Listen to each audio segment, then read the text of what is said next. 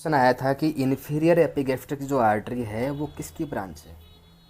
Inferior epigastric artery किसकी branch है। तो ये जो है वो एक्सटर्नल इलियक जो आर्टरी है उसकी ब्रांच है, एक्सटर्नल इलियक आर्टरी। कि ऑक्सीजन जो है उसका मेंटेनेंस लेवल हम कितना रखते हैं, ऑक्सीजन जो है वो उसका मेंटेनेंस लेवल कितना रखते हैं। तो ऑक्सीजन जो है उसको कभी भी हम 100% उसका मेंटेनेंस लेवल नहीं रखते हैं, नहीं तो फिर वो ऑक्सीजन टॉक्सिसिटी जो है वो कोज करता है। तो इसका जो मेंटेनेंस लेवल है वो हमेशा होता है 91 टू 95%। तो ऑक्सीजन का मेंटेनेंस लेवल जो है वहाँ पे ये एक ऑप्शन था, तो ये इसका राइट आंसर जाएगा। नेक्स्ट है ब्लड ट्रांसफ्यूज़न, जो कि बहुत ही इंपॉर्टेंट टॉपिक है। हर बार इसमें से कोई ना कोई क्वेश्चन ज़रूर आता है। तो वहाँ पे कुछ जैसे कि मेमोरी बेस है कि ऐसा क्वेश्चन आया था कि ब्लड ट्रांसफ्यूज़न जो है उसका कॉम्प्लिकेशन जब होता है तो हम क्या करते हैं, सबसे पहला एक्शन जो है वो हम क्या लेते हैं। और सबसे पहला एक्शन जो है वो हमेशा ये होता है कि स्टॉप द ब्लड ट्रांसफ्यूज़न, कि जो ब्लड ट्रांसफ्यूज़न हम कर रहे हैं उसको तुरंत जितना जल्दी हो उतना रोक दो, अगर कोई भी एलर्जी या कोई भी अनयूजुअल होता है तो। एक क्वेश्चन ये वहाँ देखने को मिला था कि डायबिटिक कीटोएसिडोसिस जो है उसमें फ्लूइड ऑफ चॉइस क्या है, कि कौन सा फ्लूइड हम देते हैं, RL NS या जो भी वहाँ ऑप्शन होंगे। तो डायबिटिक कीटोएसिडोसिस जो है वहाँ पे फ्लूइड ऑफ चॉइस जो है वो होता है NS नॉर्मल सलाइन 0.9%। एक क्वेश्चन ये भी आया बताया वहाँ पे कि ADR जो है उसकी इन्फेंट डोज कितनी होती है। तो ADR की जो है वो इन्फेंट डोज होती है 0.1 टू 0.3 ml पर kg, जो है इसकी इन्फेंट डोज होती है। एक क्वेश्चन मेनिंजाइटिस पे आया था। मेनिंजाइटिस पे दो क्वेश्चन आए थे वैसे तो पहला क्वेश्चन जो है मेनिंजाइटिस पे वो आया था कि मोस्ट कॉमन कोज जो है मेनिंजाइटिस का, कौन से मेनिंजाइटिस का, वो पायोजेनिक मेनिंजाइटिस का वो क्या है। तो इसका जो मेन कोज है वो है स्ट्रेप्टोकोकस न्यूमोनियाई। स्ट्रेप्टोकोकस न्यूमोनियाई जो है वो कोज करता है पायोजेनिक मेनिंजाइटिस। एक ओटी से रिलेटेड क्वेश्चन था यहाँ पे कि जब भी इंसिजन हम देते हैं, स्किन पे इंसिजन देते हैं, तो कौन से नंबर की ब्लेड जो है वो काम में ली जाती है।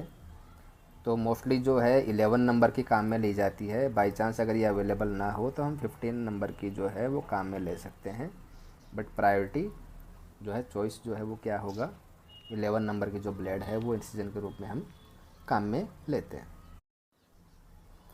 नेक्स्ट है सडन कार्डियक अरेस्ट जो है, उसमें हम फर्स्ट स्टेप क्या करते हैं कि सडन कार्डियक अरेस्ट हुआ है तो उसके लिए जितना जल्दी हो हमें CPR देना है, CPR स्टार्ट कर देना है।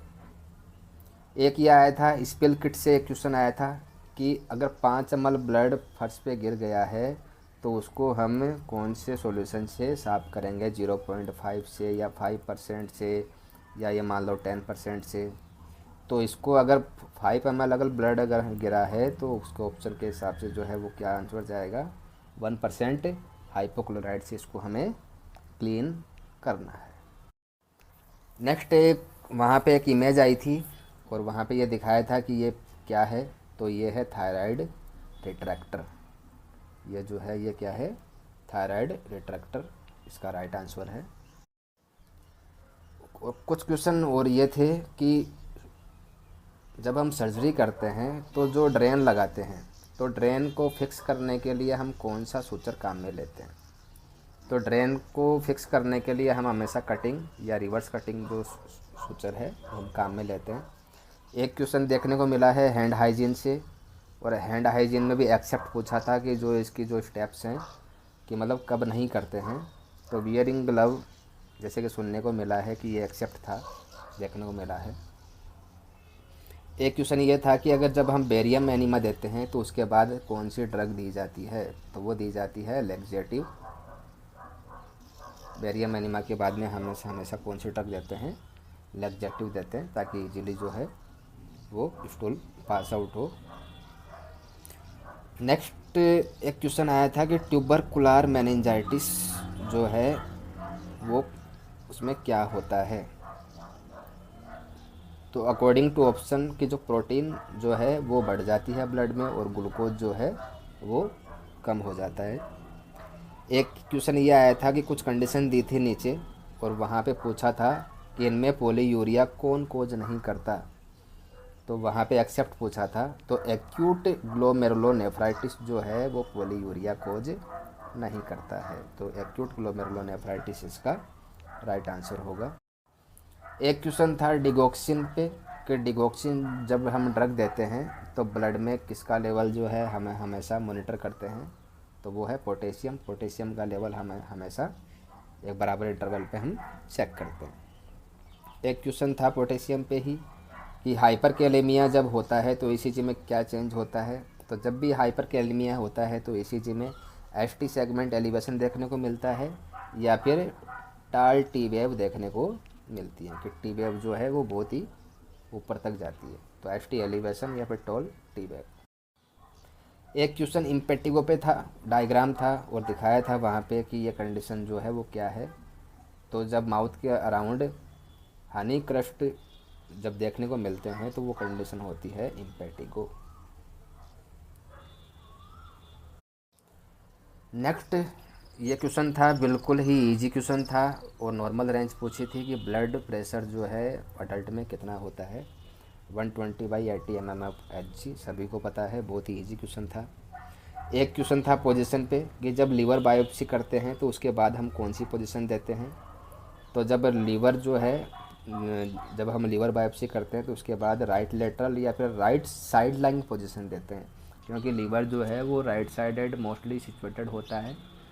तो ताकि जो साइट है वहाँ पर प्रेशर पड़े और ब्लीडिंग ना हो, तो उसको रोकने के लिए हम हमेशा राइट लेटरल या फिर राइट साइड लाइन जो पोजीशन है वो देते हैं। नेक्स्ट एक क्वेश्चन आया था कि बर्न के पेशेंट में फ्लूइड ऑफ चॉइस क्या है। फ्लूइड चॉइस क्या है बर्न के पेशेंट में। तो बर्न के पेशेंट में इलेक्ट्रोलाइट डीअरेंज होते हैं, तो इलेक्ट्रोलाइट वाला हम फ्लूइड देंगे। क्या देंगे, आरएल जो है, आरएल फ्लूइड ऑफ चॉइस है बर्न के केस में। एक एट्रियल फ्लैटर पे ये क्वेश्चन आया था, इमेज दी थी और पूछा था कि ये क्या है, तो इसका आंसर था एट्रियल फ्लैटर। Thank you.